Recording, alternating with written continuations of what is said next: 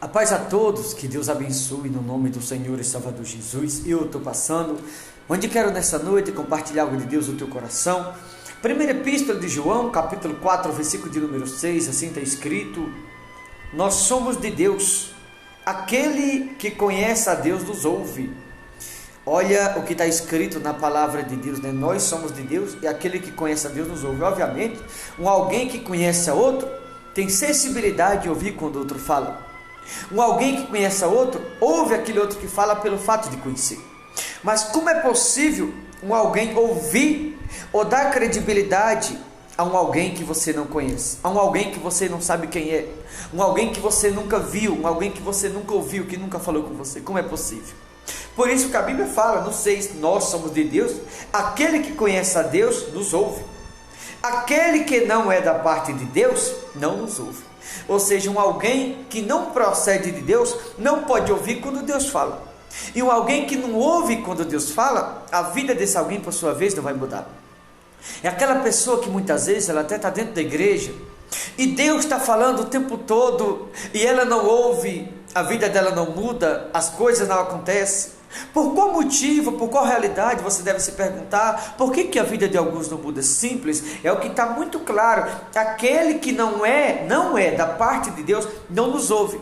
Por que determinadas pessoas não ouvem quando Deus fala? Porque o Espírito Santo de Deus não repousa sobre estas pessoas. Porque há sobre elas um espírito de desobediência. E quando Deus fala com elas, não é possível que elas ouçam, porque não é o Espírito de Deus que sobre elas repousa. E por isso a vida delas não muda. É aquela pessoa que vai na igreja a vida inteira e ela sempre está cometendo os mesmos erros, está sempre cometendo as mesmas falhas, ela está sempre cometendo as mesmas coisas que antes cometia. Sobre o mesmo, melhor dizendo, não repousa o Espírito Santo, mas repousa um espírito de desobediência, o qual, quando Deus fala com a própria pessoa, a palavra entra no ouvido, sai no outro, não faz efeito nenhum na vida de determinadas pessoas.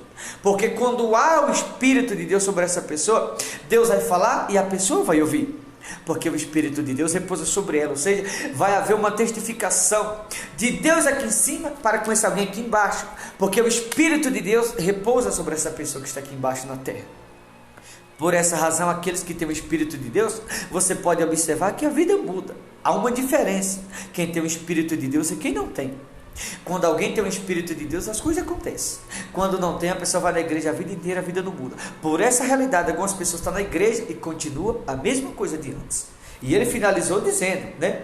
Aquele que não é da parte de Deus, não nos ouve. Nisto reconhecemos o Espírito da verdade e o espírito do erro. Qual é o espírito da verdade? Aquele que ouve quando Deus fala. E qual é o espírito do erro? Aquele que não faz questão de ouvir quando Deus está falando. O espírito do erro é aquele que está sobre alguns, os quais a vida nunca muda. A pessoa é sempre a mesma coisa. Ela está na igreja, mas a vida é sempre a mesma coisa. O espírito do erro repousa sobre ela.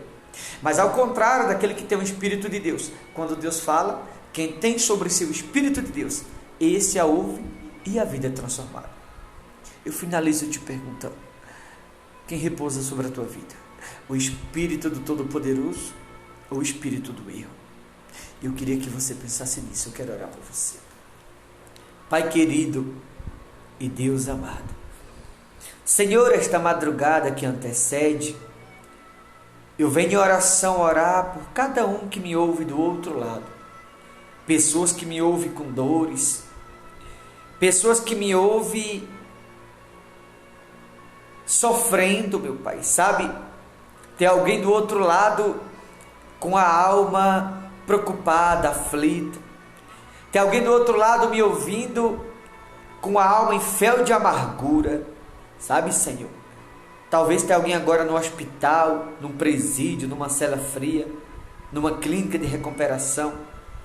Talvez alguém orando comigo agora de joelhos dobrados, com lágrima no semblante. E esta pessoa, ela ora com o coração cheio de sonho, de planos, de projeto. E eu intercedo por este homem, por esta mulher que me ouve. Senhor, visita com o teu poder e que o doente, meu Deus, seja curado.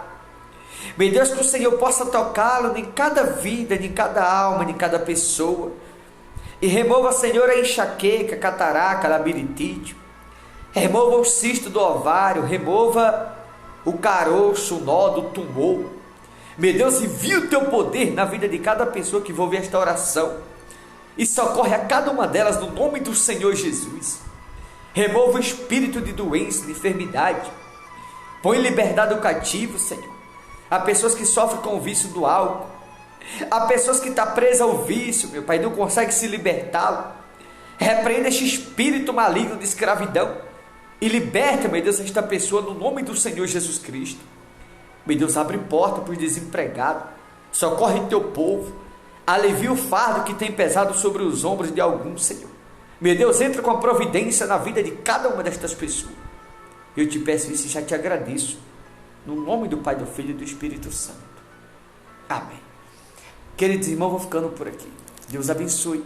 Fique na paz. Forte abraço em nome do Senhor Jesus.